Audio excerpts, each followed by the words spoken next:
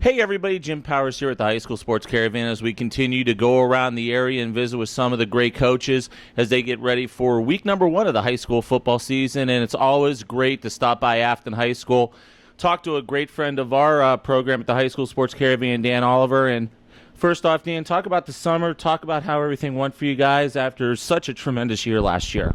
Well, I mean, the kids were there. We had a great summer as far as attendance and everything.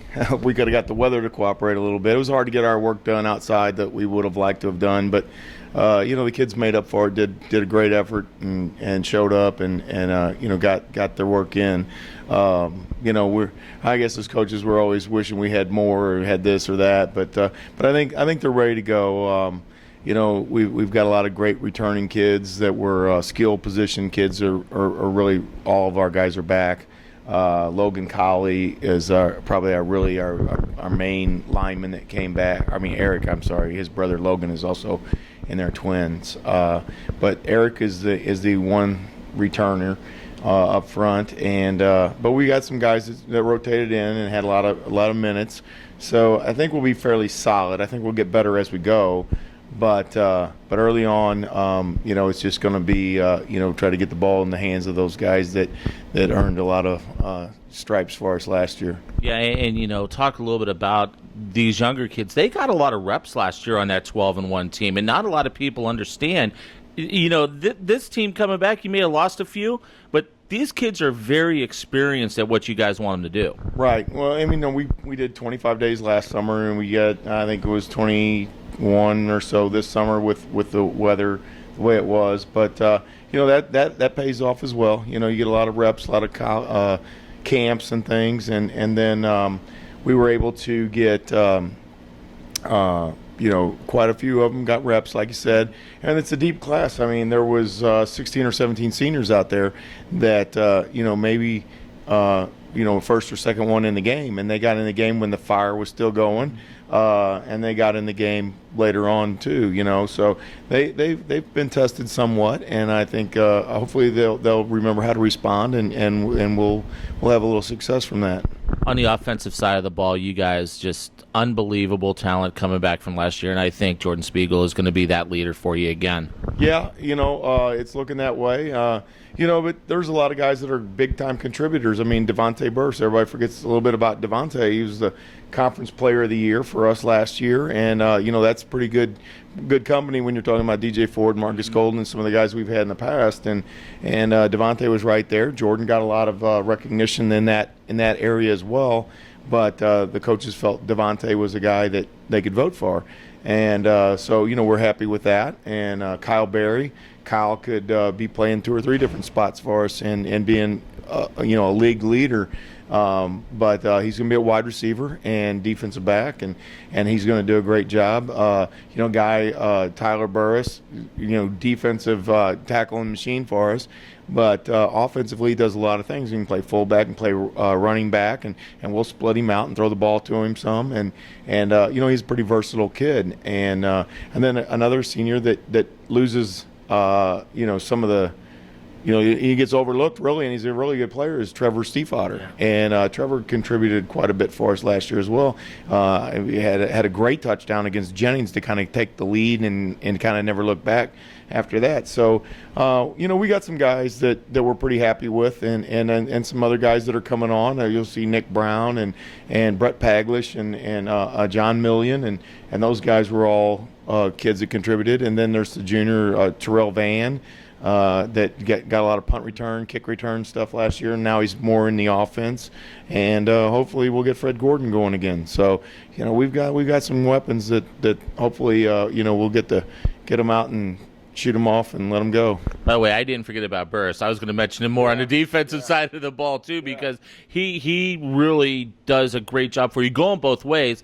But I think defensively he just does so much for you guys in that secondary. Yeah.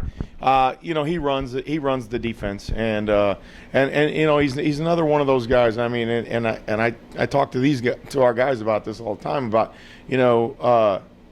being a leader. You may not be named captain of the team, which Tyler is, but they're one of those guys that he may not be the quarterback, but he's still out there making sure everybody gets where they need to be and helping out and being in a positive way doing that. And then he's basically the quarterback on the defense. And he just does a lot of good things like that, but they all do.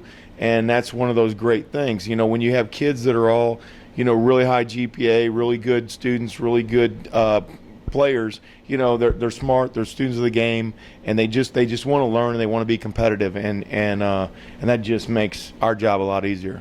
This year the conference once again, I think, pretty evenly balanced. And we, talking to a lot of the other coaches, just in the area in general, not a lot of people see a big separation between the top schools and some of the other schools. What are your thoughts, conference-wise, and maybe just a little bit in class, for this year? Well, I think last year, I really believe there were clearly two dominant teams, and they ended up in the state championship game.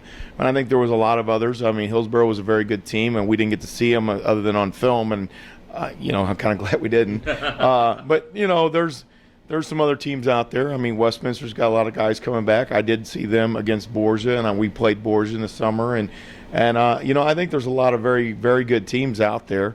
I'm not sure if anybody's going to really separate themselves from the pack, but eventually, somebody's going to be there, and why not us? I guess is kind of our theory on that. But we got to take care of things as they come and not try to do too much too soon.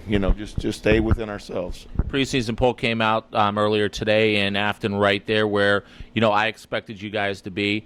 I know for the kids it's probably exciting, but I know for coaches you can't put a lot of credence into that, can you? No, but I've been in that situation where we've been ranked and where we haven't been. So I kind of like being ranked more than not being ranked. But it's great and it's nice. It gets your kids some excitement, some publicity. It gets people in the neighborhood talking about your team and supporting them and coming out and maybe a little bit more than the casual observer or whatever, but it also comes with some responsibilities, and everybody's going to get up and they see your name in the paper and they want to play you, and that's all fine and well is good. We want to get people's game, and that's good. But we're just happy that we're mentioned, and we worked real hard to get there, and hopefully we'll keep going up instead of any other direction. But it's fun. It's neat. Outstanding, Dan. Well, good luck this coming Friday night as you guys open the season against Windsor. Looking forward to seeing you guys, and it's going to be a lot of fun following Afton here on the South Side. All right, thank you very much. Appreciate it, buddy. Dan Oliver joins us as always here during our preseason chats, and we'll be catching up with Dan later on in the season as we follow the great things here at Afton High School with the Cougars. For Coach Oliver, I'm Jim Powers with the High School Sports Caravan. Thanks so much. We appreciate it. Make sure you tune in on highschoolsportscaravan.com.